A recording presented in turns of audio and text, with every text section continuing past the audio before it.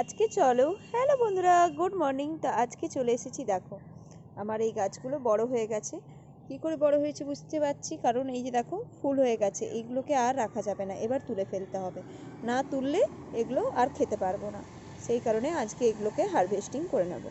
এই যে এইভাবে তুলে তুলে রেখে দিচ্ছি।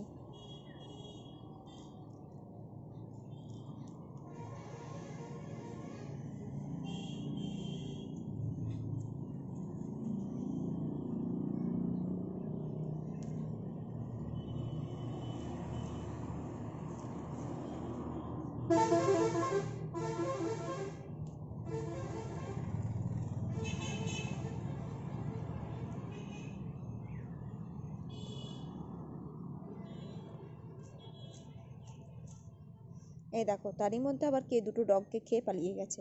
ওহ, এই ইঁদুরগুলোর জন্য না আর পারা যাচ্ছে না।